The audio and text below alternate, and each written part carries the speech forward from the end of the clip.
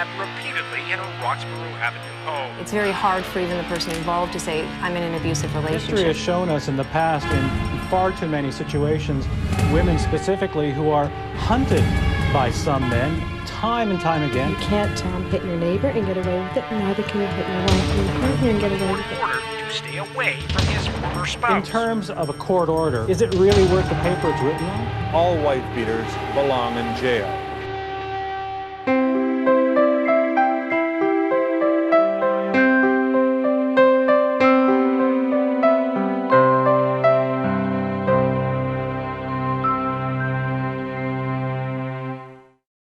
Years ago, a group of women came together over their concern that women and children were being battered and murdered by their partners. They wanted to give women and their children a non-faith-based shelter that exclusively serviced battered women.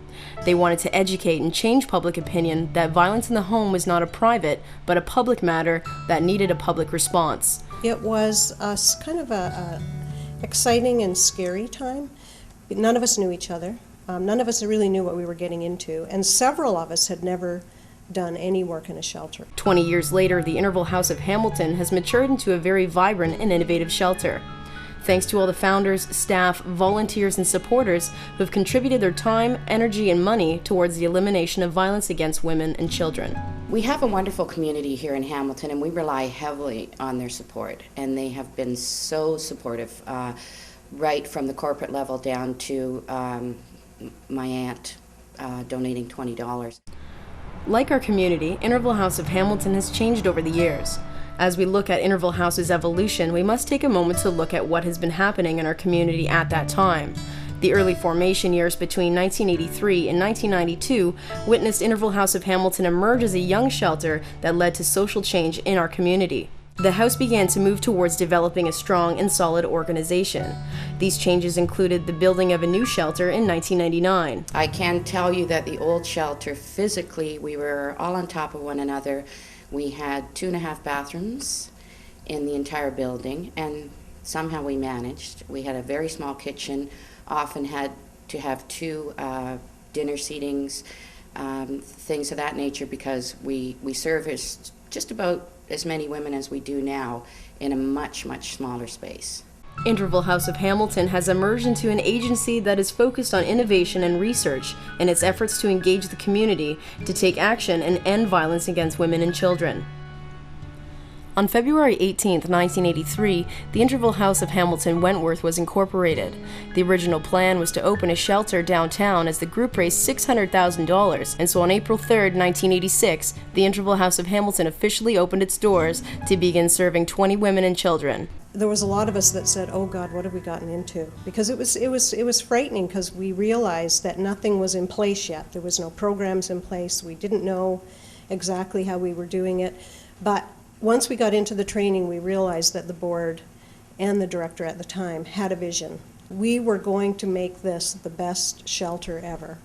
And I think we all felt it and knew within a year that this was we felt. Probably biased, but I think we really were on the cutting edge of a shelter that was going to be dynamic, and it was. And it continues to be. At this time, the first executive director of the house was Judith Moses, followed by Margaret Corbett, and then Gwen Davidson. In 1986, the options available to women were still very scarce. The community attitude at the time was that domestic violence was a private matter. The police, courts, and healthcare providers' attitudes were negative and hostile at times. At Ontario Police College, first way we taught or learned how to do domestic violence is we'd go into a situation and we'd try to separate and make sure that everybody was happy, tell the man to take a walk, and we were done. That was it? And I got thinking, he just committed a criminal offense. Yeah. But that's not what we were taught. Women felt that it was their fault and they feared for their safety. At this time, many people felt that women were exaggerating when they expressed this fear. Some couldn't believe that nice people could be violent to their family. Many blamed the women and not the abuser. He tells them, if you leave, I'll kill you. And he means it. And 4 of my ex-clients are dead. And he said he would kill them, and he did kill them. The first staff hired at the Interval House of Hamilton came to care for these women and advocate for systems to treat them better. I believe it's a place where a woman can come in hurt and damaged, and find some peace, find a lot of help, find some comfort and some privacy and some time to regroup. The stories of women who walked into the shelter were horrifying and harrowing. With each woman that walked through the door and each public murder of a woman, the need for change in the community grew. In February 1989, Deborah Lowell was stabbed 21 times by her estranged husband, and in 1991, he was acquitted of her murder, in which some say was a failure to the system to secure the scene. Unfortunately, Deborah Lowell's murder was just one of many horrific and violent deaths in southern Ontario at the time.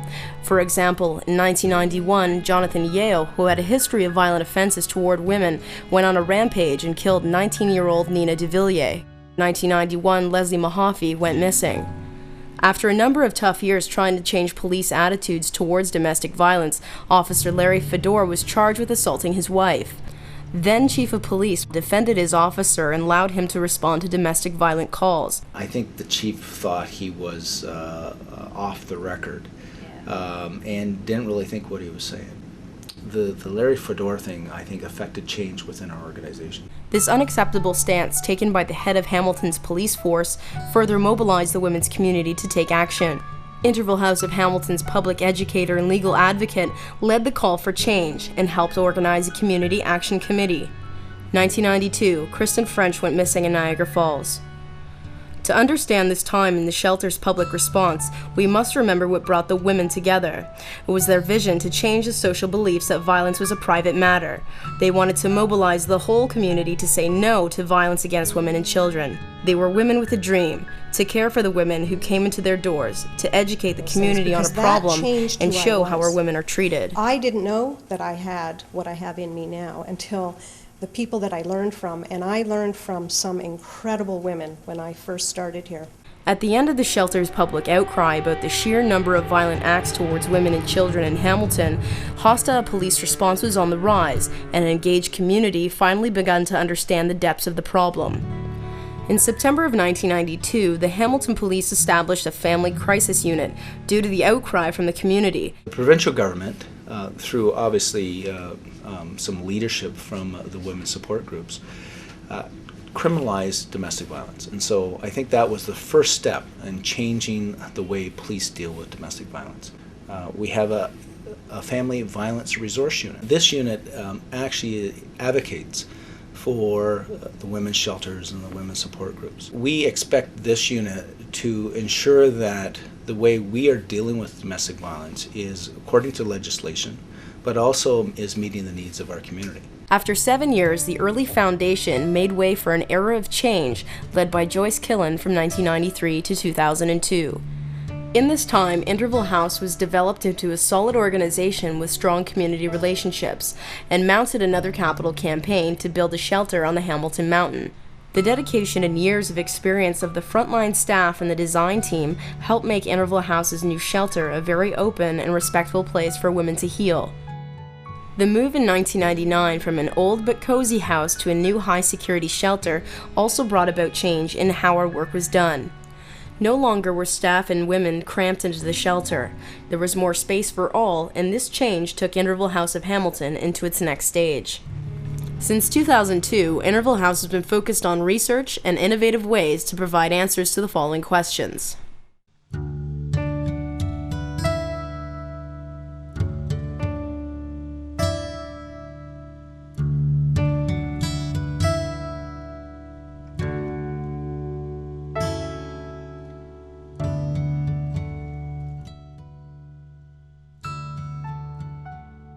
It was the outcry from the women's groups, because I don't believe at that time that we were as sensitive to the needs of victims. I don't believe we were doing a great job in domestic violence, and I think we were held to task, and rightly so. There's an idea out there that shelters are very sad, scary places, and they're not.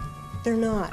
The small accomplishments for me are the most warm, fuzzy feelings, you know, to have a woman come in who's damaged and hurt, and to see her in a very short period of time feeling better and looking better, and maybe her child laughing a little bit more and feeling better about themselves. Groups like Interval House can be there to assist the police in doing their job. We recognize that we can't do it alone, and we don't have all the answers.